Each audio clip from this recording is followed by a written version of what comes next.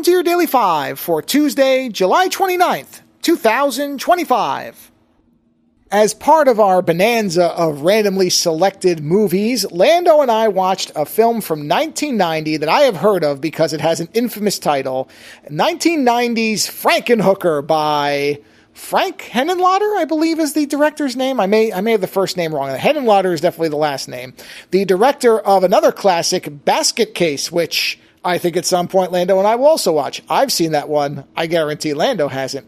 And, you know, when you hear the title, and if you were to look at the box art and even read the brief synopsis of it, most people would likely write this off as exploitation trash and would not even bother giving it a look. And come on, let's be honest. The title is meant to be shocking.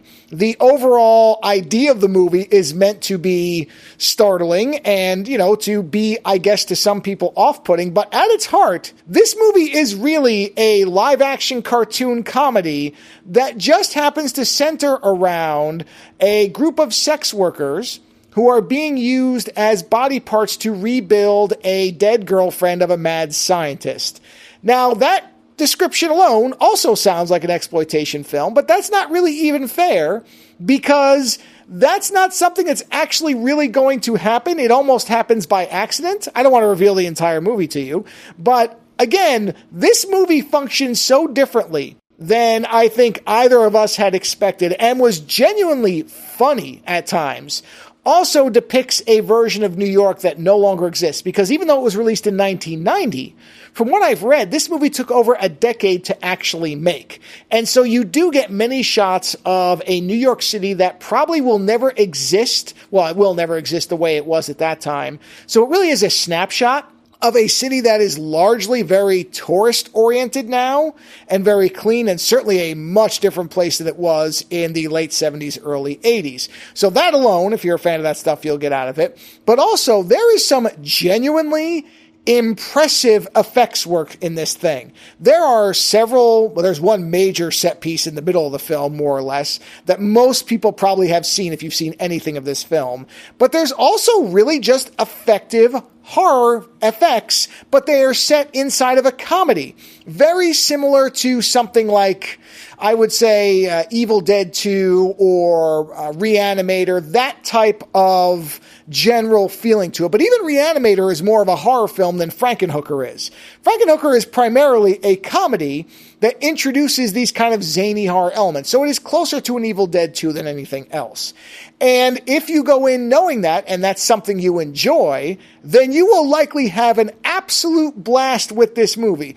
Also, as a side thing, if you enjoy heavy East Coast accents, particularly New York, New Jersey, you're also going to have a lot of fun with this because it is, again, a lot of people, I think, have wrongly classified this as a horror comedy, putting the horror first, but it really is not horrific in any way. And even the effects aren't really gory. You're not going to get a lot of blood and guts. You will get mostly what are clearly mannequins or plastic elements, but that's all in service of the film, or rubbery elements, I guess I should say. And that sounds like I'm saying that as a criticism, but I'm really not. This movie is an absolute riot, and it is unlike most other films that are attempting to do this. Again, there's very few successful films that manage this kind of tone. Evil Dead 2 is the first one that comes to mind for me. Others like Shaun of the Dead, that type of thing. But really, Shaun of the Dead is still more serious than this is. This is definitely in that kind of Wile E. Coyote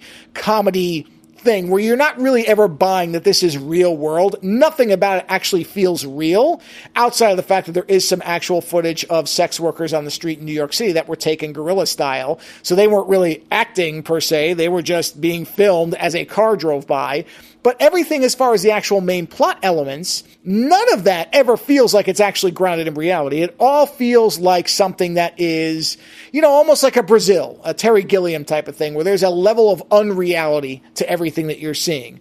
But done in this really specific way that is endearing, charming, and funny, also backed up by seriously good special effects. So even though it seems like a movie that only certain audiences would want to see, I would actually recommend this to anybody who likes Evil Dead 2. That's the easy marker. If you enjoy Evil Dead 2 and that style of humor, then you should watch Frankenhooker as soon as possible. Luckily, it's easy to watch for free. Watch it. It's great. Later.